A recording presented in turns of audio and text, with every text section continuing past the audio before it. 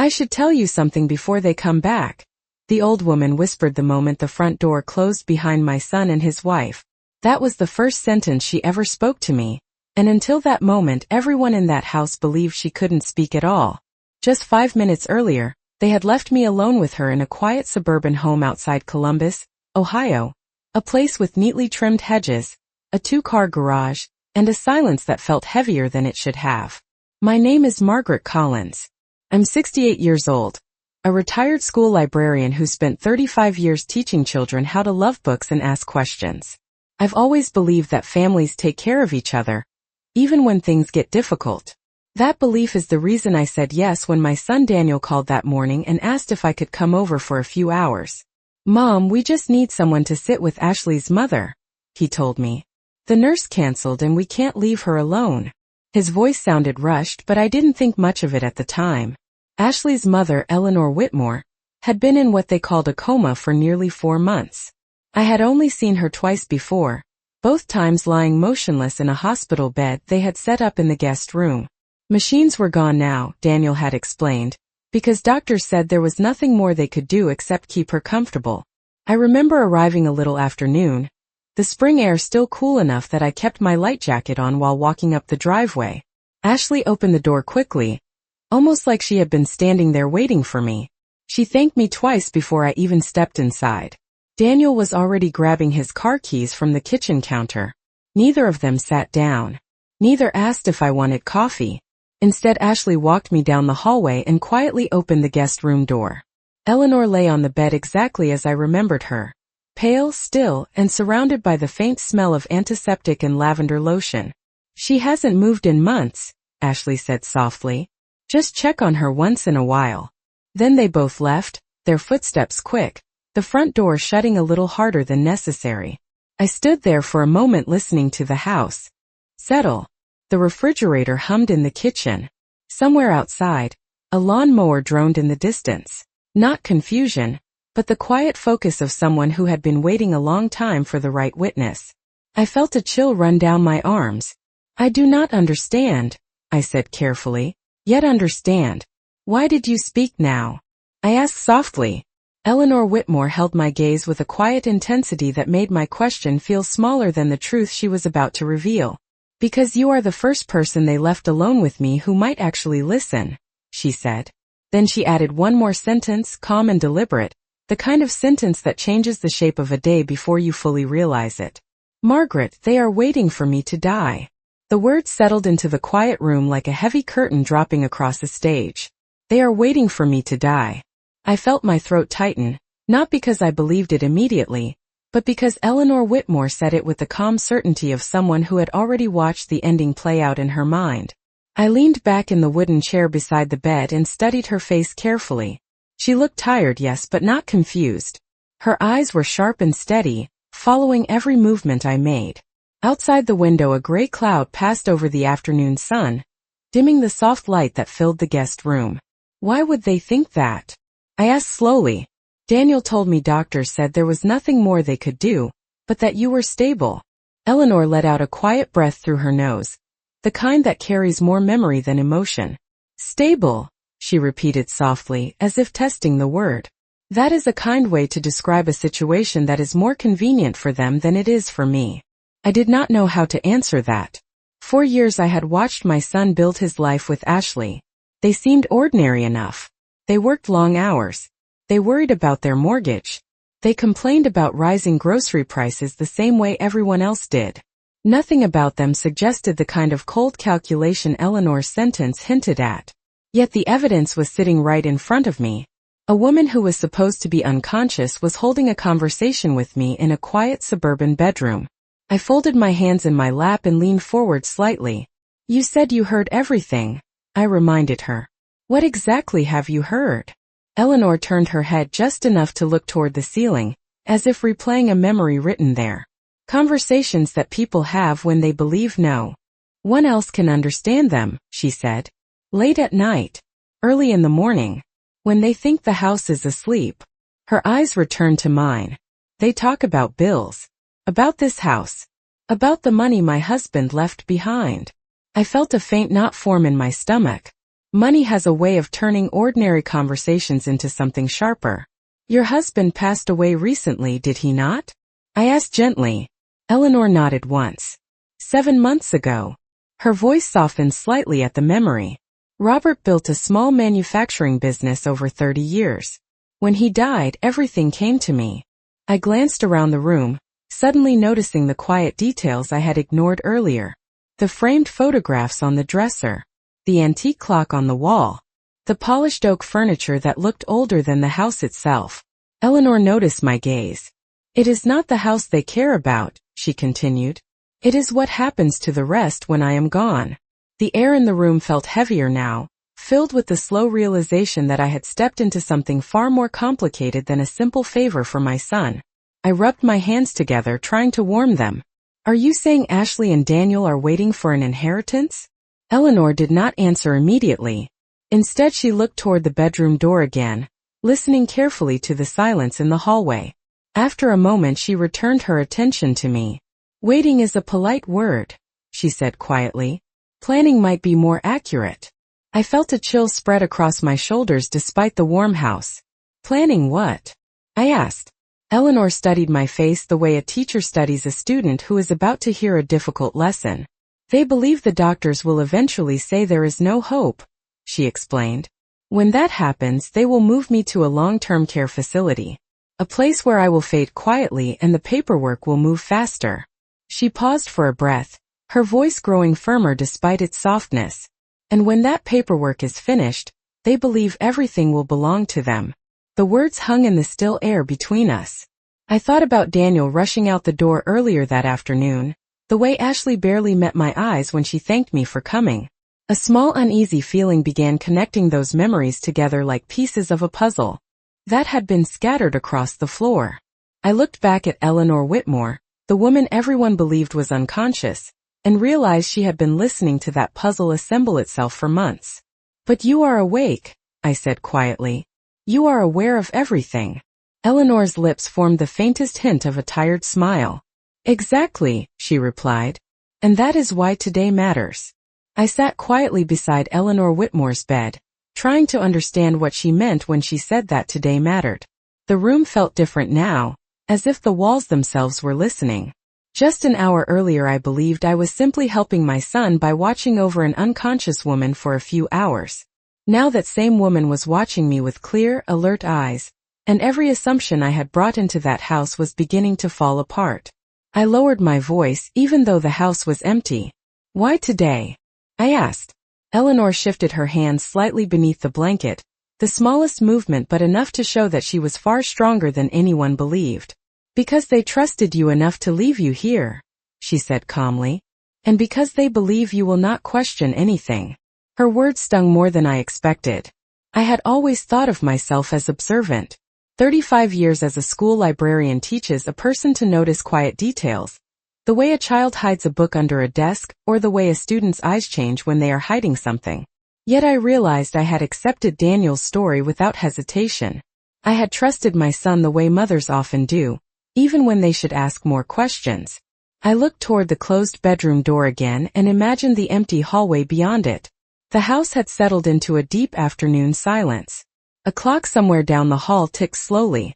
Eleanor watched my face as if she could see my thoughts moving.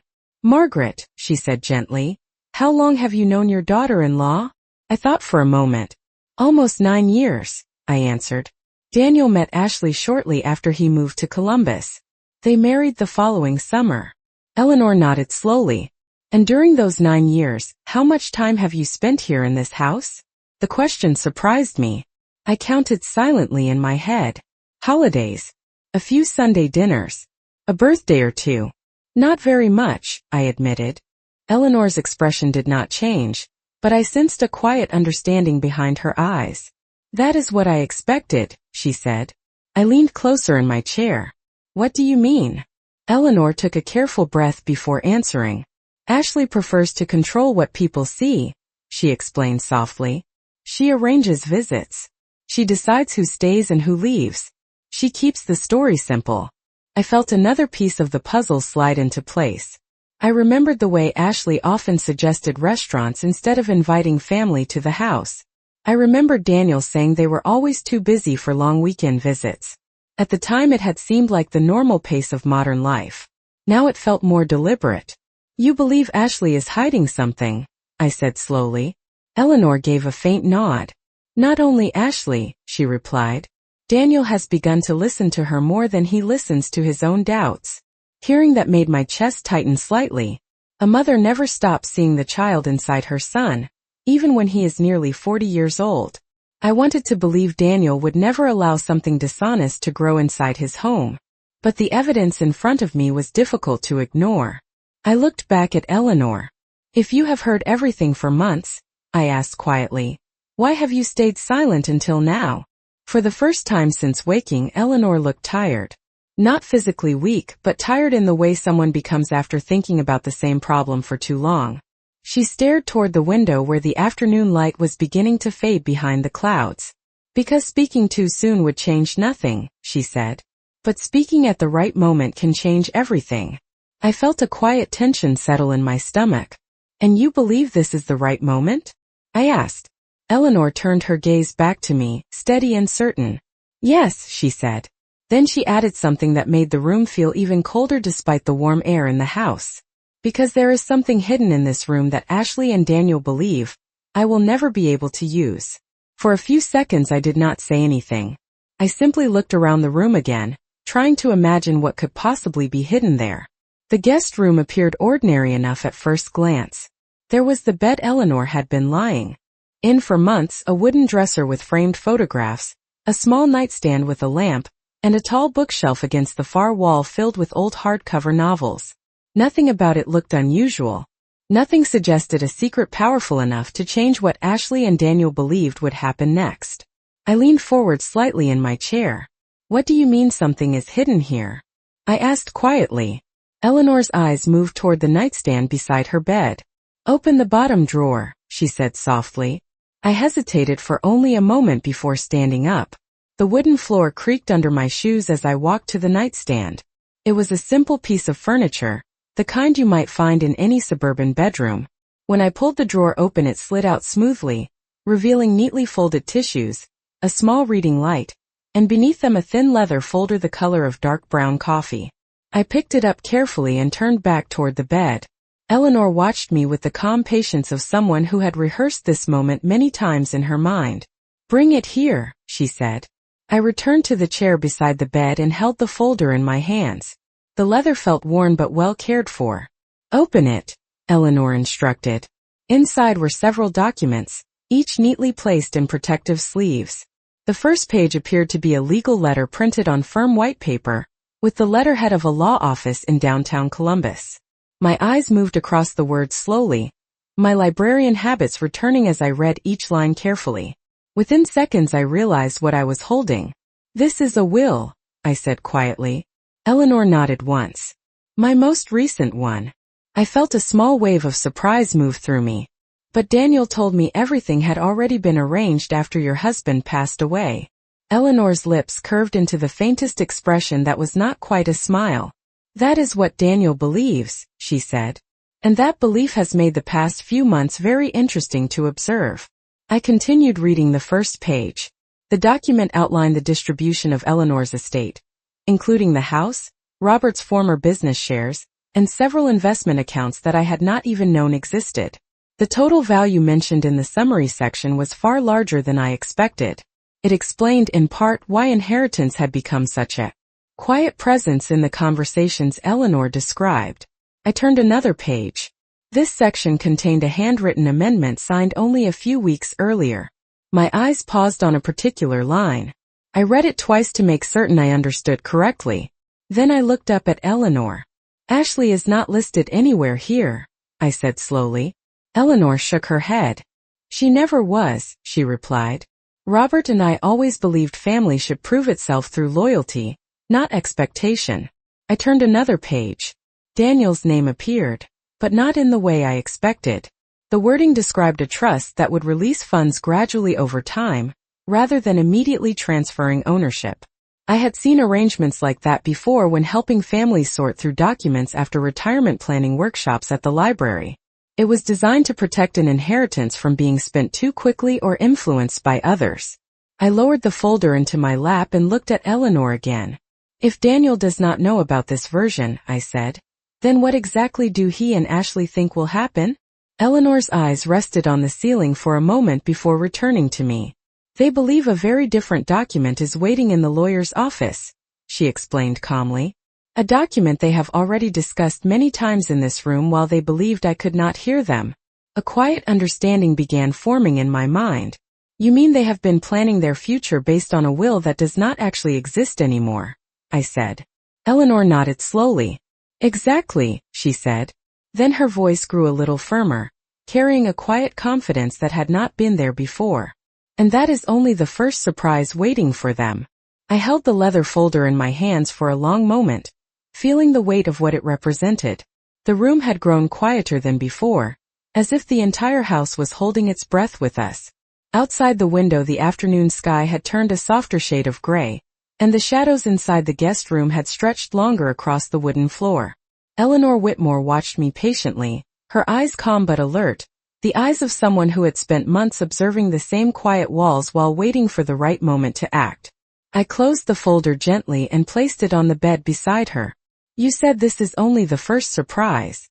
I told her slowly. What else have you been preparing? Eleanor shifted her gaze toward the bookshelf across the room.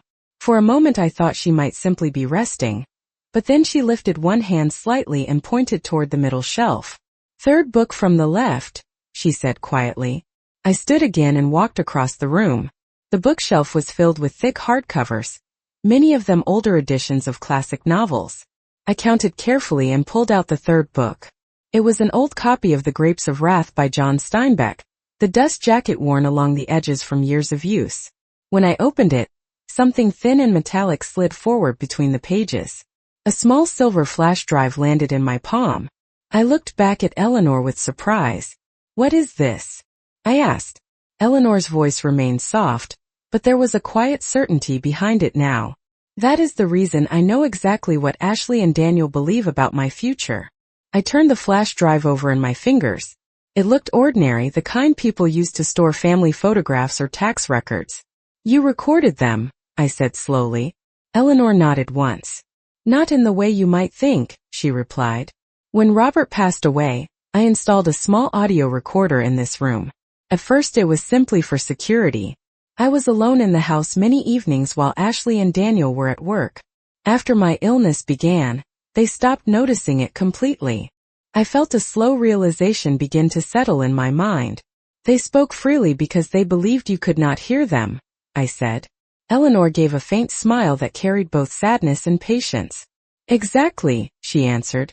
And people speak very honestly when they believe their audience cannot understand. I walked back to the chair beside the bed and sat down again, still holding the flash drive in my hand. The quiet ticking of the hallway clock felt louder now. What kind of conversations are on this? I asked. Eleanor's eyes moved briefly toward the closed bedroom door again before returning to me. Plans, she said simply. Discussions about lawyers. Discussions about what they will do with the house. Discussions about how long they believe I will last in this condition. A chill moved slowly through my shoulders. I had always known that money could change the tone of a family conversation, but hearing Eleanor describe months of secret planning felt different from simple worry about finances. This sounded calculated, deliberate. Do they know you have this? I asked. Eleanor shook her head immediately. No, she said. They believe the recorder stopped working weeks ago. She paused for a moment, studying my expression carefully. Margaret, I have listened to them talk about my life as if it were already over. Her voice did not tremble. If anything, it sounded steadier than before. They speak about renovations to the house. They discuss which investment accounts they will close first. They even argue about whether it would be easier to sell the property in the spring or the summer. I lowered my gaze to the flash drive again, imagining the voices it contained. My son's voice among them. The idea felt strange and heavy at the same time. Why are you showing me this now? I asked quietly. Eleanor did not answer immediately. Instead she watched me with that same careful attention she had shown since opening her eyes earlier that afternoon. Finally she spoke, her voice calm but firm. Because I need someone who still believes in fairness to help me decide what happens next. For several seconds I could not answer her. I simply sat there with the small silver flash drive resting in my palm, feeling the quiet weight of it. The room had grown darker as the afternoon moved slowly toward evening, and the soft light from the window now stretched across the floor in long pale lines. I could hear a car passing somewhere down the street outside, then the distant bark of a dog. Ordinary neighborhood sounds. Yet inside that room everything felt different, as if time had slowed down just enough for me to notice every small detail. Eleanor Whitmore watched me carefully, not with pressure, but with the patient calm of someone who had spent months thinking about the same decision. I turned the flash drive between my fingers and looked back at her. "You want me to listen to this?" I said quietly. Eleanor nodded once. "Not now," she replied. "Later. When you have time to hear the entire story." I leaned back in the chair and exhaled slowly. My thoughts kept drifting to Daniel. I remembered him as a boy sitting at our kitchen table doing homework, with his tongue pressed against the corner of his mouth when he was concentrating. I remembered the way he used to ask endless questions about how the library worked when he visited me after school. The idea that his voice might be on that recording discussing inheritance and property felt almost impossible to reconcile with those memories. "He is my son," I said softly, almost more to myself than to Eleanor. She did not interrupt. She simply listened. After a moment I continued. "If what you are saying is true, then he has allowed something to grow in this house that he does not fully understand." Eleanor's expression remained thoughtful rather than judgmental. "People change slowly," she said, "especially when someone close to them is whispering in their ear every day." I knew who she meant without her saying the name. Ashley. My daughter-in-law had always been polite in the careful way some people are polite when they are measuring every word. She smiled at holidays. She brought dessert to family dinners. Yet there was always something slightly distant about her warmth, as if she were performing kindness rather than feeling it naturally. I looked down at the flash drive again. "And you believe this recording proves everything?" I said. Eleanor's voice stayed calm. "It proves what they believe will happen," she explained. "More importantly, it proves how they talk about the person they believe cannot hear them." I understood what she meant. The difference between polite conversation and private conversation often reveals who people truly are. I had seen it many times during my years at the library, parents speaking one way in public and another way when they thought no one was paying attention. Still, this situation felt heavier because family was involved. I rested the flash drive on the bed beside the leather folder and folded my hands together again. "What exactly do you want from me?" I asked. Eleanor did not answer immediately. She seemed to study my face for a long moment, as if weighing whether I was ready for the truth she had been carrying alone. Finally she spoke. "I want someone who still believes honesty matters," she said. "Someone who is not afraid to look at the evidence and admit what it shows." I considered that carefully. Fairness had always been important to me. It was something I tried to teach children when they argued over books or study tables. Everyone deserved to be heard. Everyone deserved the truth. Yet fairness becomes much more complicated when your own family is involved. "If I help you," I said slowly, "what happens next?" Eleanor Whitmore looked toward the ceiling again for a brief moment, then back to me. Her eyes held a quiet determination that had not been there when she first opened them earlier that afternoon. "Then we make sure the right people hear the truth before anyone else has a chance to rewrite it," she said. Then she added one more sentence, spoken with the calm certainty of someone who had already planned every step in her mind. "And when Ashley and Daniel return tonight, nothing about this house will be exactly the way they left it." I looked at Eleanor Whitmore for a long moment after she said that nothing in the house would be the same when Ashley and Daniel returned. The quiet certainty in her voice was not dramatic or angry. It was calm, almost thoughtful, like someone who had finally reached the end of a long calculation. Outside the window the gray clouds had thinned and the late afternoon sun had begun slipping through again, casting a soft golden light across the bedspread. The room felt warmer, but the conversation we were having carried a different kind of weight. I picked up the flash drive again and turned it slowly in my fingers. "You have been preparing for this moment for a long time," I said. Eleanor did not deny it. She watched the ceiling for a moment before answering. "When you spend months lying in the same bed, Margaret, You have a great deal of time to think. I understood that more than she might have expected. Retirement had taught me that quiet hours often reveal truths people overlook during busy days. But Eleanor's situation was different. She had not simply been resting.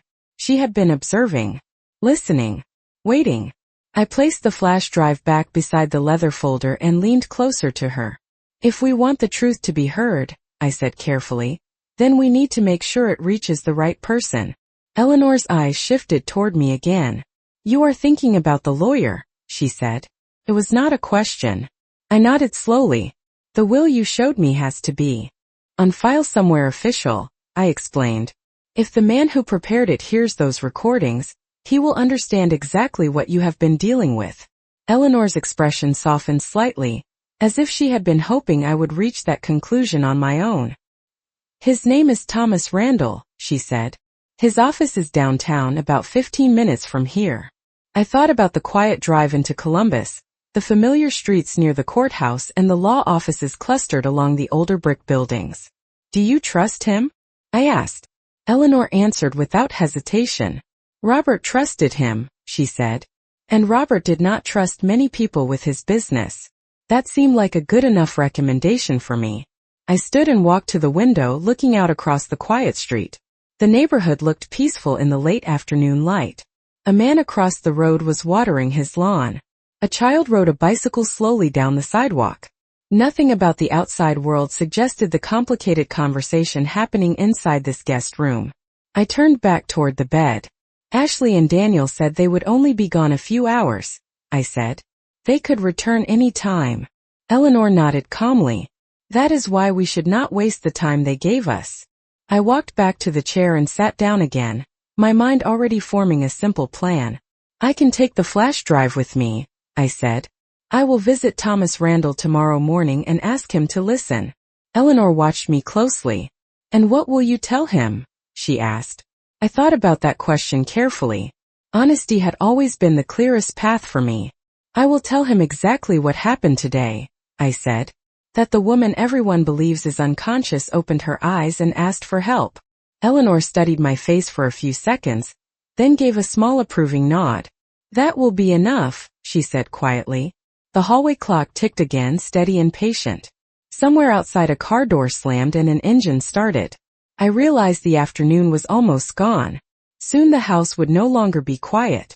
I reached for the leather folder and placed it back inside the drawer of the nightstand, exactly where I had found it.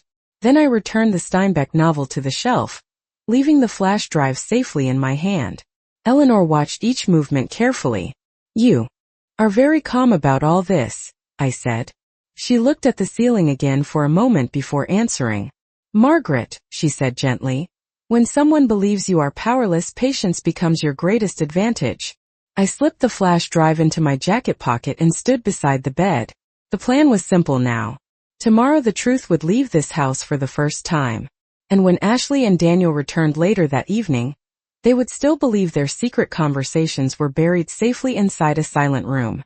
I remained standing beside the bed for several quiet seconds after slipping the flash drive into my jacket pocket. The house still felt calm, almost peaceful. Yet I knew that calm would not last much longer. Evening was approaching, and soon the sound of a car pulling into the driveway would signal the return of Ashley and Daniel. For now, however, the house still belonged to the truth Eleanor Whitmore had been carrying silently for months. I looked down at her again. Her head rested comfortably against the pillow, her expression composed and steady, but her eyes remained fully alert. She did not look like a fragile patient anymore. She looked like someone who had finally regained control of a story that others believed they were writing for her. You should rest for a while, I said quietly. They still believe you have not moved. Eleanor gave a small nod, understanding immediately what I meant. Carefully, she lowered her eyelids halfway and relaxed the tension in her face. Within seconds she looked almost exactly as she had when I first walked into the room earlier that afternoon. If I had not witnessed her sitting up and speaking with such clarity, I might have believed the performance myself. I pulled the chair back into its original place beside the bed and sat down again, arranging the blanket gently over her arm so that everything looked untouched.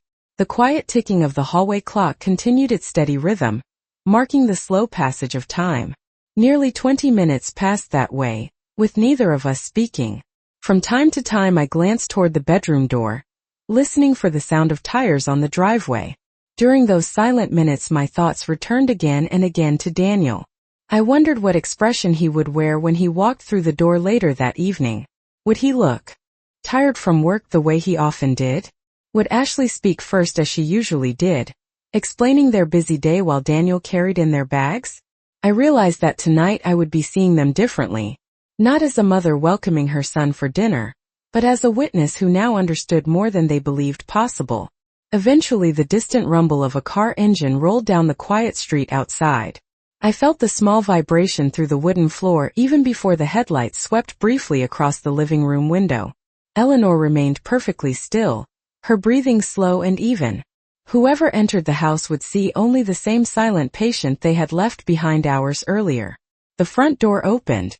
I heard Ashley's voice first, cheerful in the careful tone she always used when speaking near Eleanor's room. "We are back," she called softly into the house. A moment later Daniel's footsteps moved across the hallway floor. I kept my eyes lowered, just as I had been doing all afternoon, as though nothing unusual had happened during their absence. Ashley stepped into the doorway first. Her expression carried polite concern as she looked toward the bed. "How has she been?" she asked gently. I lifted my head and offered the calm answer she clearly expected. "Very quiet," I said. "She has not moved at all." Ashley nodded, satisfied. Behind her Daniel glanced briefly toward his mother in the chair before turning his attention back to Eleanor's still form. Neither of them noticed the subtle tension in my posture, or the small weight of the flash drive resting safely inside my pocket. They believed their afternoon plan had unfolded exactly as expected. They believed the silent room had remained silent. As Ashley adjusted the blanket at the foot of the bed and Daniel stepped back into the hallway, I felt a quiet certainty settle in my mind. Tonight they would sleep peacefully, confident that their future was already decided. But tomorrow morning, when I walked into the office of Thomas Randall with the recordings in my hand, the story they had been whispering for months would finally begin to change.